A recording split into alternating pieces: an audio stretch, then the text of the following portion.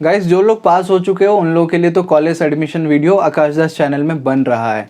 But अभी AD classes में मैं ये बताना चाहता हूँ कि यार 3 दिन और बचे हुए हैं। 27 अभी हो गया, 28, 29, 30।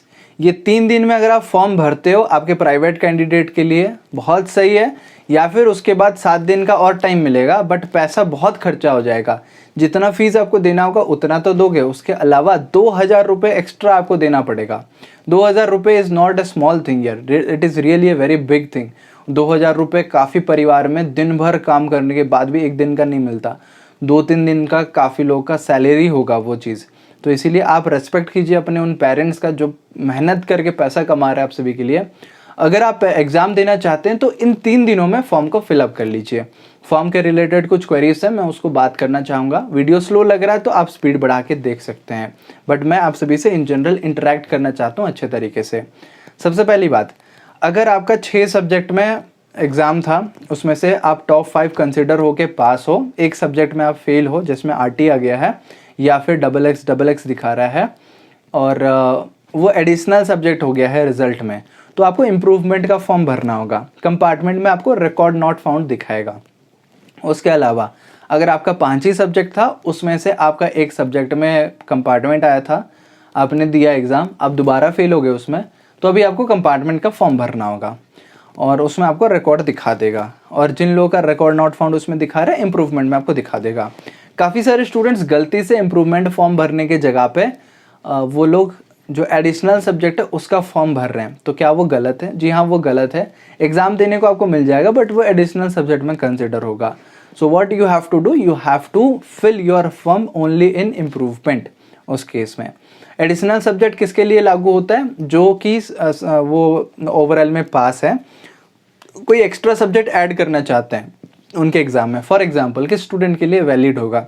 सपोज़ कोई बायोलॉजी लेके PCB सब्जेक्ट में पढ़ाई किया, physics, chemistry, biology, English, physical education और कुछ सब्जेक्ट। तो ऐसे 5-6 सब्जेक्ट आप पढ़ाई किए हो, चाहते हो कि आप इंजीनियरिंग करो, अभी नहीं अगले साल, तो फिर क्या कर सकते हो? आप एडिशनल सब्जेक्ट, आप सभी सब्जेक्ट में पास हो, आप मैथ्स सब्जेक्ट ले सकते हो। तो एडिशनल में आप मैथ्स ऑप्ट कर लेना, और मैथ्स दे दोगे तो फिर मैथ्स का भी आपको पासिंग सर्टिफिकेट आ जाएगा। पास होना पड़ेगा ऑब्वियसली, बिना पास हुए तो सर्टिफिकेट आएगा नहीं। अगर आप उसमें पास हो जाते हो तो आपको सर्टिफिकेट मिल जाएगा, और वो सर्टिफिकेट दिखा के आपका मैथ्स भी हो गया, फिजिक्स केमिस्ट्री भी हो गया। इंजीनियरिंग का वही रिक्वायरमेंट होता है कि PCM आपको होना चाहिए, PCM हो गया, and you can take admission in engineering, क्योंकि इंजीनियरिंग में अलाउ नहीं करते हैं without mathematics. Apart from that, काफ़ी लोग पूछ रहे हैं कि कौन सा मार्क कंसिडर होगा अगर हम लोग अभी इम्प्रूवमेंट का एग्ज़ाम देते हैं अगले साल, कौन सा मार्क कंसिडर होगा? मैंने जितना बात किया बोर्ड पेपर चेकर से, जो बोर्ड के पेपर चेक कर चुके हैं, उन्होंने कहा the latest mark will reflect. Latest mark will reflect का मतलब क्या है कि आप अभी एग्ज़ाम दिए हो, सपोज़ आपका 50 मार्क्स आया है मैथ्स में, आप चाहते हो कि ये मार्क्स बढ़ सकता है, अगले बार एग्ज़ाम दिए 45 मार्क्स आ गया, तो क्या बेस्ट ऑफ द 2 यानी कि 45-50 में से जो 50 आया था वही कंसिडर होगा? तो उन्होंने बोला कि नहीं, ऐसा कंसिडर नहीं होगा, the latest mark will reflect. Latest आपका कितना है? 45 है, तो 45 आपका मार्क रह जाएगा, और बढ़ता है तो बढ़ा हुआ मार्क रह जाएगा, क्योंकि लेटेस्ट में वही कैलकुलेट होगा। सपोज आपका 50 के जगह 50 आपने सिक्योर किया था, आपकी एग्ज़ाम में आपका 55 या 60 आ गया, तो 60 marks will reflect latest mark. तो पहले क्या होता था? Better, best one of the 2 ऐसे कंसिडर होता था। कोविड के बाद आपको ऐसे रूल चेंज हुआ, तो अभी और कुछ नया रूल आता है तो मैं आपको अपडेट कर दूंगा। CBSE अगर बताता है कुछ भी चेंजेस या फिर कुछ भी अपडेट, मैं आप तक पहुंचा दूंगा वो अपडेट। बट अभी के हिसाब से दिमाग में ये रखो कि latest one will reflect. Latest one मतलब जो आप एग्ज़ाम दोगे अभी इम्प्रूवमेंट का, जो मार्क्स आएगा वो फाइनल होगा।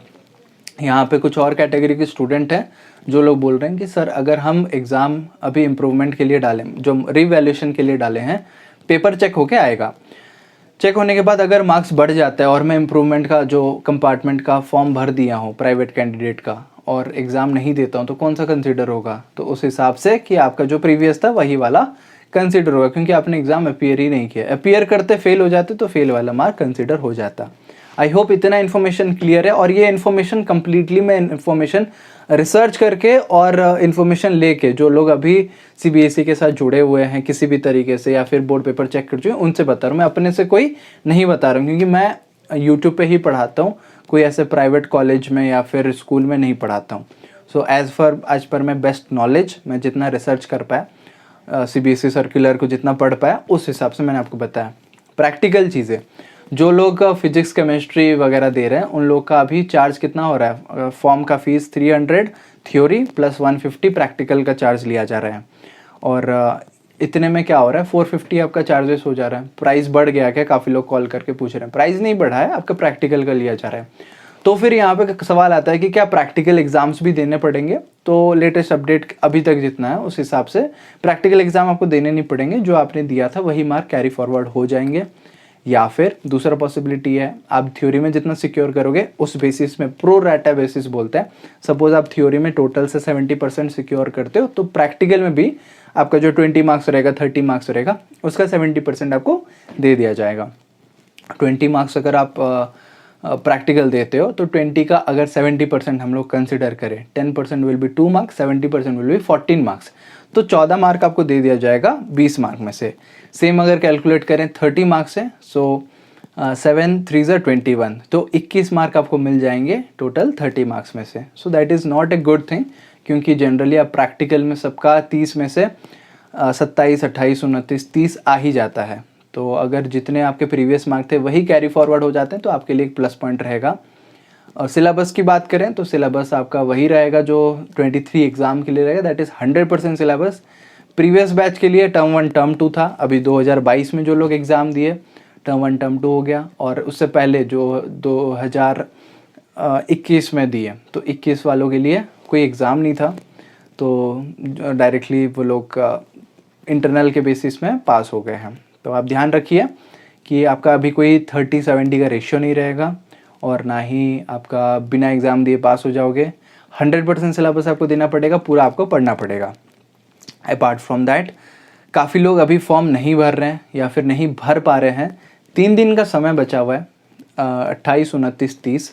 मैं बोलूँगा इस 3 दिन में फॉर्म फिलअप कर लीजिए। फॉर्म कैसे फिलअप करना है मैं आपको समझा दिया हूँ, फिर भी आप नहीं फिलअप कर पा रहे हो, डिस्क्रिप्शन में गूगल फॉर्म दूंगा, जो लोग मेरे से भरवाना चाहते हो आप भरवा सकते हो।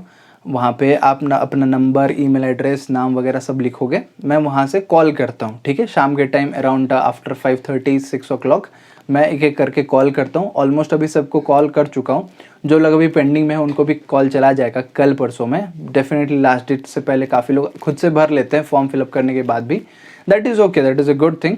बट काफ़ी लोग गलत भी भर दिए हैं। अभी आप बिलीव नहीं करोगे, फॉर्म गलत भरने की वजह से अभी एक साल बर्बाद हो गया। आप सोच सकते हो, फॉर्म उसने गलत भर लिया, अभी वो एडमिशन लेने का ना सोच रहा है और ना ही अभी एग्ज़ाम देने का सोच रहा है, क्योंकि वो किसी अलग कैटेगरी में फॉर्म भर लिया। वो सब्जेक्ट ही सिलेक्ट नहीं कर पाए, या फिर भूल गया क्या सब्जेक्ट सिलेक्शन था, वो फ़ी पेमेंट करने के बाद पता चलेगा। फ़ोटो अपलोड नहीं कर पा रहे हैं, सिग्नेचर अच्छे डायमेंशन में नहीं आ रहा है, रिजेक्ट हो जाएगा फॉर्म। तो ऐसे केस से अगर आपको बचना है, मैं गाइड करके आपको भर दूंगा। एक्स्ट्रा चार्जेस है ओनली 200। सपोज आपका एग्जाम रजिस्ट्रेशन फीस 450 हो रहा है, माई चार्ज विल बी 200, टोटल आपको 650 पे करना पड़ेगा। मैं लाइव कॉल पे रह के आपको व्हाट्सएप में PDF भेज देता हूँ, उसके अलावा जो पेमेंट रिसिप्ट है वो भेज देता हूँ, और PDF में आपको एप्लीकेशन नंबर मिल जाएगा, कन्फर्मेशन पेज मिल जाएगा, आपका फ़ोटो एंड सिग्नेचर मिल जाएगा। कन्फर्मेशन पेज तभी मिलता है जब आप कंप्लीटली पेमेंट कर लेते हैं, फ़ोटोज़ वगैरह अपलोड कर लेते हैं। सो कोई डाउट का चांस ही नहीं है यहाँ पे। अभी तक काफ़ी सारे बच्चे, मैं काउंट मेंटेन नहीं किया हूँ, बट बहुत सारे बच्चे फॉर्म मेरे से फिलअप करवाए हैं, कम्प्लीटली उन तक मैं फॉर्म पहुँचा चुका हूँ, जो कन्फर्मेशन पेज है वो मैं दे चुका हूँ। एंड सारा क्वेरीज आई होप मैं आप सभी का सॉल्व कर पाया। इसके अलावा भी कोई नया क्वेरी है वो आप मुझे पूछ सकते हैं, क्योंकि दिन में मैं लगभग 3 से 4 घंटे कॉल्स वगैरह अटेंड करता हूँ, बात करता हूँ स्टूडेंट्स से, फॉर्म्स वगैरह फिलअप करता हूँ, तो उससे मुझे इतने सारे डाउट्स मिले, और ये सारे डाउट्स को कंबाइन करके मैं आप सभी तक पहुँचा दिया कि क्या क्या डाउट्स आते हैं स्टूडेंट्स के। आई होप आपको पसंद आया होगा। पहली बार चैनल पे आया तो प्लीज़ चैनल को सब्सक्राइब कर दो, वीडियो अच्छा लगा तो वीडियो को लाइक कर दो, लाइक करना मत भूलना गाइस, क्योंकि मैं आप सभी के लिए थोड़ा सा एफर्ट डाल रहा हूँ, मेहनत कर रहा हूँ, आप लोग भी मेहनत करके पास करेंगे। एक नया डाउट है, दैट इज़ क्लास 12 मैथ्स के लिए आप कोर्स कब शुरू कर रहे हो? कोर्स जब ये रजिस्ट्रेशन फॉर्म क्लोज हो जाएगा 1 अक्टूबर को, मैं आपको कोर्स अनाउंस कर रहा हूँ। 1 अक्टूबर या 2 अक्टूबर गांधी जयंती के दिन हम लोग कोर्स को शायद लॉन्च कर रहे होंगे। डिटेल में थोड़ा सा प्लान कर रहा हूँ, अभी भी प्लानिंग स्टेज में, कैसे क्या करूँगा, कितने स्टूडेंट्स होंगे, क्या लिमिट रहेगा, सब चीज़ मैं अभी फ़िलहाल प्लान कर रहा हूँ। जब फाइनलाइज हो जाता है तो 2 तारीख या 1 तारीख को मैं कोर्स लॉन्च का अनाउंसमेंट वीडियो बताऊँगा। कोई वहाँ पे डाउट नहीं होगा, कम्प्लीटली वो कोर्स के बारे में बता रहा हूँ। डेफिनेटली आपको रिजल्ट पता है, 80% स्टूडेंट जो मेरे से पढ़े हुए हैं वो लोग एग्ज़ाम को क्लियर कर लिए, एग्ज़ाम को पास कर लिए। अगर आप लोग भी पास करना चाहते हो, you can go for that course. I will promote a little bit आपको अच्छे से बता के, क्योंकि अभी 100% सिलेबस है, 50% सिलेबस होता है, टर्म 2 में पास हो जाता है तो अच्छा रहता है। बट अभी पूरा सिलेबस पढ़ना पड़ेगा। यहाँ पे टोटल 6 चैप्टर आए थे, बाकी और 6-7 चैप्टर आपके जुड़ जाएंगे, तो बर्डन बढ़ गया है, मुझे भी पढ़ाना ज़्यादा पड़ेगा। सो उस हिसाब से I will tell you the fees and कैसे क्या कहाँ पे क्लास होगा, कैसे अटेंड कर सकते हैं, what will be the group, what will be the procedure, everything I will clear in that. If you are interested for the same, आप कमेंट में बताओ। अभी कोई फॉर्म रजिस्ट्रेशन में नहीं ले रहा हूँ, जब आऊँगा पूरा डेडिकेटेड तरीके से आपको कोर्स के बारे में बता रहा हूँ। मिलते हैं अगले वीडियो में, तब तक all the very best and जय हिंद।